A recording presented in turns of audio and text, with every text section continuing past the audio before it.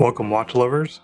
Today we're looking at the DiDun Nautilus homage, and this is all of these are the quartz version.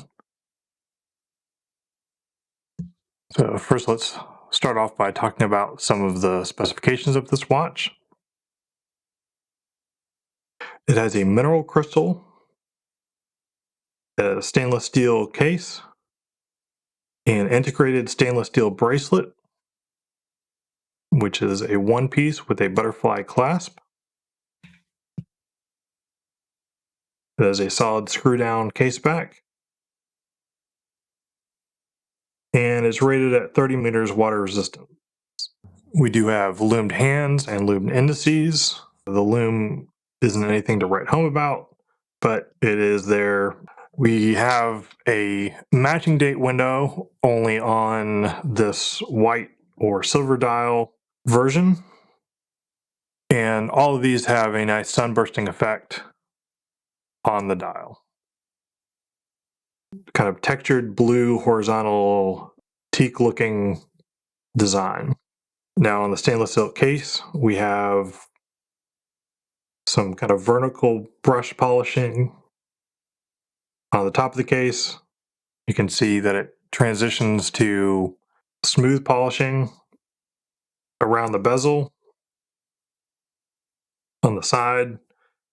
Then we have more brushing on the top of the lugs here. We have brushing on the side of the case, and then polished finish for the middle portion on both sides. The crown is simply a push-pull, and the bracelet has both polishing in the center pieces and then brushing on the outer.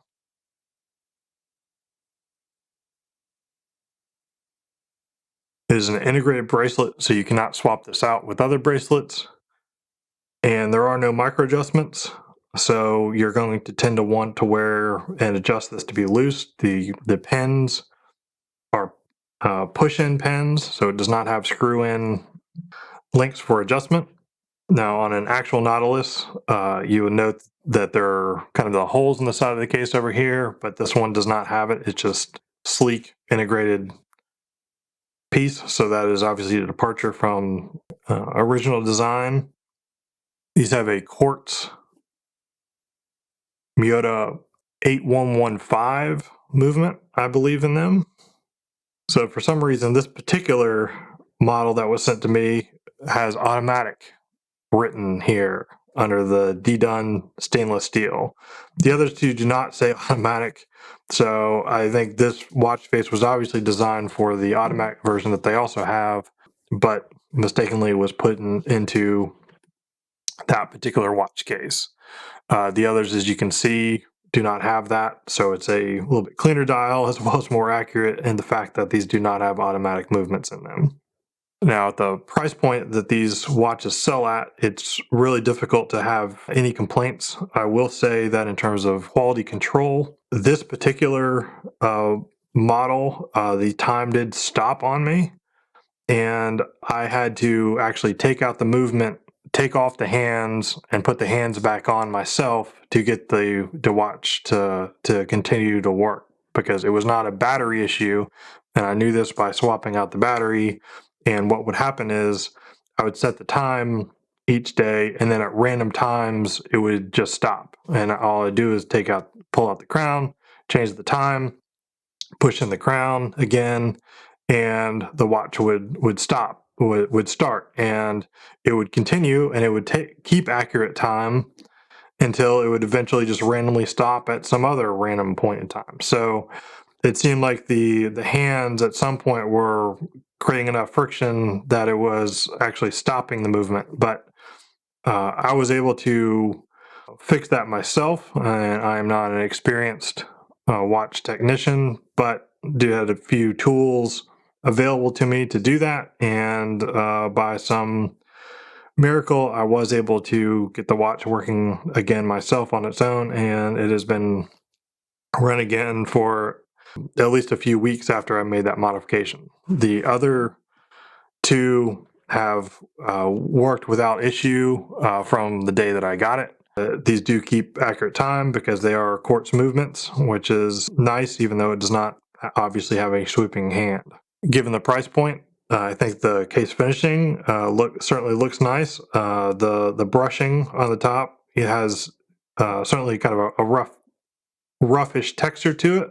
I personally kind of like that. I'm sure that the actual Nautilus has much finer brushing on the brush parts, but I don't know. I kind of like a little bit of texture to it, and I don't have any complaints about that. Sides of the bracelet are, a little sharp, I would say. I think it could be potentially improved upon. You can see on the outer part, they've done a little bit to soften that edge on the inside of the bracelet where it's going to be touching a wrist. They really haven't done that. I think it probably would be a nice touch if they did that to smooth that out a bit. Has not been an issue for me and my wrist, but I could see potentially some people who are sensitive to that type of thing would note that it has sharper edges on there. Overall, I'd say these provided an excellent value for the money. It's really hard to go wrong at this price point as long as the watch is operational and functioning, which I did run into that issue on 1 out of the 3 that I have, but was able to fix it, and so don't consider that to be a massive issue. Since the originals are out of production and currently selling for absolutely outrageous amounts of money, I think it's nice to be able to get something that just gives you a little bit of a taste of it for a very, very affordable price point. If you're in the market for a very cheap homage and don't mind the quartz movement and kind of want something that keeps accurate time, then these are certainly worth a consideration. I hope this review has provided some value to you, and please like and subscribe if you like this type of content.